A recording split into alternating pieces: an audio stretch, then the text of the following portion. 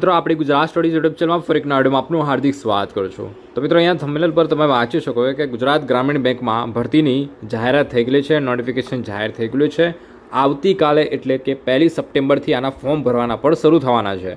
તો શું છે આ ભરતીની સંપૂર્ણ વિગતવાર માહિતી મેળવીશું। અને અહીંયા તમે વાંચ્યું હશે કે અંગ્રેજી કાચું હોય, મતલબ અંગ્રેજી વિષય તમને કાચો હોય, નબળો હોય, જેના કારણે કોઈ ભરતીમાં સિલેક્શન ના થતું હોય, તો મિત્રો આ એક તમારા માટે સારી તક છે, કેમ કે આમાં અંગ્રેજી છે એનું મહત્ત્વ બહુ ઓછું છે, મતલબ ના કે બરાબર છે એવું કહી શકાય આપણે। શું છે ડિટેલમાં આગળ ભરતી વિશે ડિટેલમાં માહિતી મળીશું, તો પ્લીઝ વિડીયોને લાસ્ટ સુધી સ્કીપ કર્યા કરજો જો। એન્ડ આપણી ચેનલ પર આવા જ પ્રકારના સરકારી ભરતીના અપડેટ તમને જોવા મળતા રહેશે। તો ચેનલને સબસ્ક્રાઇબ ના કર્યું તો ચેનલને સબસ્ક્રાઇબ કરી રાખજો, જેથી કરીને આવનારી દરેક સરકારી ભરતીની અપડેટ તમને સૌથી પહેલાં મળતી રહે। વધુ ડાયસ કરી વિડીયોને આગળ સ્ટાર્ટ કરીએ। હવે મિત્રો આ સ્ક્રીન ઉપર તમે જોઈ શકો કે IBPS દ્વારા આ ભરતીને અને આ જે પરીક્ષા છે એને કન્ડક્ટ કરવામાં આવતું હોય છે। અને તમને ખ્યાલ છે કે જે ગ્રામીણ બેંકમાં વિવિધ ઘણી બધી બેંકો આવેલી છે, તો એ બધી બેંકોનું કમ્પાઇલેશન કરીને આમાં તમને એક સાથે ભરતીની જાહેરાત કરતી હોય છે। ઓકે, તો જ્યારે ડિટેલ નોટિફિકેશન આવ્યું નથી, અત્યારે જસ્ટ શોર્ટ નોટિફિકેશન ભરતી બોર્ડે જાહેર કર્યું છે। અને આવતીકાલે એટલે કે 1 સપ્ટેમ્બરે આનું ડિટેલ નોટિફિકેશન આવશે, ત્યારે આપણે ડિટેલમાં આ ભરતી વિશે વાત કરવાની છે। ઓકે, અહીંયા તમે વાંચી શકો છો કે આ જે ભરતી આવેલી છે એમાં કઈ કઈ પોસ્ટ છે, જેમ કે ઓફિસ આસિસ્ટન્ટની છે, પછી સ્કેલ 1, સ્કેલ 2 અને સ્કેલ 3 માટે છે। આઈ થિંક સ્કેલ 2 અને સ્કેલ 3 માટે જો તમે એપ્લાય કરવા માંગતા હોય તો એમાં એક્સપિરિયન્સ રિક્વાયર્ડ છે। સ્કેલ 1માં લગભગ એક્સપિરિયન્સ નથી, પરંતુ જે ક્લર્કની વાત કરું છું, જે ઓફિસ આસિસ્ટન્ટ છે, એમાં કોઈ પણ પ્રકારનું અંગ્રેજી વિષયનું સિલેબસમાં છે નહીં, અને છે તો પણ એના અથવામાં બીજો સબ્જેક્ટ તમે સિલેક્ટ કરી શકો છો। અને એમાં પણ પ્રિલિમ્સમાં તો બિલકુલ નથી, પ્રિલિમ્સમાં માત્ર 2 સબ્જેક્ટ હોય છે, મેથ્સ અને રિઝનિંગ। શું છે ડિટેલમાં આપણે જોઈએ મિત્રો આ ભરતી વિશે, કોણ એપ્લાય કરી શકશે, કેવી રીતે હોય છે આ પ્રક્રિયા।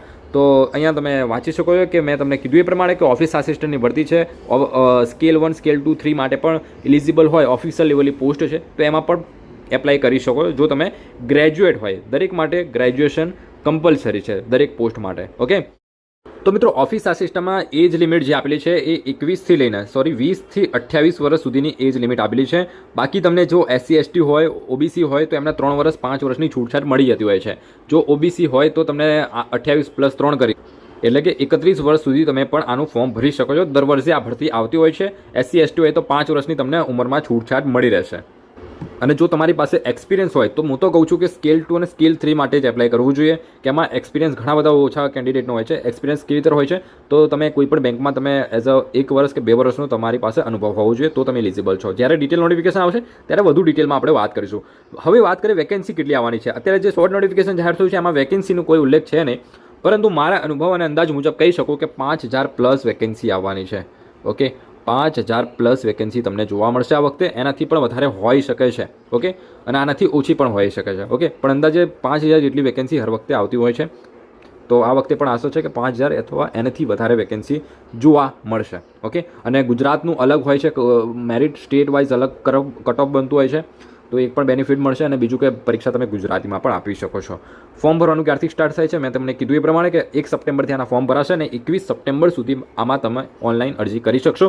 ઓનલાઈન અરજી કરવા માટે તમને નીચે નંબર આપેલો છે, એ નંબર પર તમે વોટ્સઅપ મેસેજ કરી શકો છો, તમને ઘરે બેઠાનું ફોર્મ ભરી આપવામાં આવશે। ઓકે, તો એ નંબર પર તમે વોટ્સઅપ મેસેજ કરી શકો છો। હવે આગળ વાત કરીએ મિત્રો કે આમાં પરીક્ષા ક્યારે કન્ડક્ટ કરવામાં આવશે। તો પરીક્ષાની વાત કરું તો મિત્રો પ્રિલિમિનરી એક્ઝામ હોય છે અને મેઇન્સ એક્ઝામ હોય છે। ઓકે, તો પ્રિલિમિનરી એક્ઝામ જે છે એ નવેમ્બર-ડિસેમ્બર 2025માં તમારી એક્ઝામ કન્ડક્ટ કરવામાં આવશે, એટલે કે નવેમ્બર મંથથી તમારી એક્ઝામ છે એ સ્ટાર્ટ થઈ જવાની છે। અને પછી જે એનું રિઝલ્ટ છે પ્રિલિમિનરી એક્ઝામનું, એ ડિસેમ્બરમાં તમને એનું રિઝલ્ટ પણ મળી જશે, અથવા તો જાન્યુઆરી સુધી મોડામાં મોડું। ઓકે, અને બીજી વાત કરીએ કે મેઇન્સ એક્ઝામ ક્યારે રહેશે, તો મેઇન્સ એક્ઝામની વાત કરીએ તો મેઇન્સ જે છે એ તમારી ડિસેમ્બર 2025માં જે ઓફિસર લેવલની જે છે અને ઓફિસ આસિસ્ટન્ટની છે એ ફેબ્રુઆરી મંથમાં છે, અને ઓફિસ આસિસ્ટન્ટનું રિઝલ્ટ પણ જાન્યુઆરી મંથમાં છે। ઓકે, તો ઓફિસર લેવલનું જે છે એ લોકોનું પહેલાં તમને જોવા મળશે, અને ઓફિસ આસિસ્ટન્ટની એક્ઝામ છે એ પણ હું તમને ફરી એકવાર ક્લિયર કરી દઉં કે ડિસેમ્બર મંથમાં તમારી એક્ઝામ લેવાશે। પહેલાં ઓફિસર સ્કેલ 1, સ્કેલ 2 અને સ્કેલ 3 માટે લેવાશે, પછી તમારી ઓફિસ આસિસ્ટન્ટ માટે એક્ઝામ લેવાશે। તો આ પ્રમાણે પ્રિલિમ્સ મેઇન્સ રિઝલ્ટ હોય છે મિત્રો આમાં। હવે તમને પરીક્ષાનું જે માળખું છે એ પરીક્ષાનું માળખું પણ તમને સમજાવી દઉં કે પરીક્ષામાં કેવી રીતે હોય છે। બેઝિકલી મેં તમને કીધું એ પ્રમાણે કે પ્રિલિમ્સ અને મેઇન્સ એક્ઝામ હોય છે। પ્રિલિમ્સ જે છે એમાં મેથ્સ અને રીઝનિંગ હોય છે, ફક્ત ને ફક્ત મેથ્સ અને રીઝનિંગ હોય છે। મેથ્સ અને રીઝનિંગમાં કઈ ટાઈપનું હોય છે મિત્રો, તો મેથ્સની વાત કરું તો મેથ્સ એ તમારું 40 ક્વેશ્ચન મેથ્સના રહેશે। રીઝનિંગ છે રિઝનિંગના 40 ક્વેશ્ચન રહેશે. એમ કરીને ટોટલ 80 માર્ક્સમાંથી તમારું ફાઇનલ મેરિટ બનશે. દરેક પ્રશ્ન માટે 1 માર્ક્સ હોય છે મિત્રો. તમારી પરીક્ષા છે એ MCQ ટાઈપની રહેશે, કોમ્પ્યુટર બેઝ રહેશે CBRT પદ્ધતિથી. 80 માર્ક્સમાંથી તમારું ફાઇનલ કટ ઓફ બનતું હોય છે. પ્રિલિમિનરી એક્ઝામમાં ખાલી ફક્ત આ 2 સબ્જેક્ટ જ હોય છે, મેથ્સ અને રિઝનિંગ. પછી જ્યારે મેઇન્સ એક્ઝામ લેવાશે ત્યારે તમારે મેથ્સ, રિઝનિંગ, ઇંગ્લિશ અને ઇંગ્લિશના અથવામાં તમારે હિન્દી સબ્જેક્ટ હશે. તો તમે હિન્દીમાં સારું હોય તો તમે હિન્દી સિલેક્ટ કરી શકો છો. તમારે અંગ્રેજી વિષયનું એક્ઝામ આપવાની આવશે નહીં. જ્યારે તમે ઓનલાઈન અરજી કરશો ત્યારે તમારે સિલેક્ટ કરવાનું આવશે. ઓકે, તો મેઇન્સ એક્ઝામ પણ એ પ્રમાણે હોય છે મિત્રો, રાઈટ. તો જ્યારે ડિટેલ નોટિફિકેશન આવશે ત્યારે આપણે ડિટેલમાં ભરતી વિશેની પરીક્ષા પદ્ધતિ, સિલેબસ વિશે ડિટેલમાં આપણે વાત કરી શકીશું. ઓકે, તો આવતીકાલે એટલે 1 સપ્ટેમ્બરે આનું જ્યારે ડિટેલ નોટિફિકેશન આવશે આપણે ટેલિગ્રામ પર મુકાઈ જશે. તો ટેલિગ્રામ ના જોઈન કર્યું તો ટેલિગ્રામ જોઈન કરી રાખજો. મોક ટેસ્ટના પ્રશ્નો જે કહેવાય કે મોક ટેસ્ટ પણ આપણે ટેલિગ્રામ પર મૂકવાનો પ્રયત્ન કરીશું.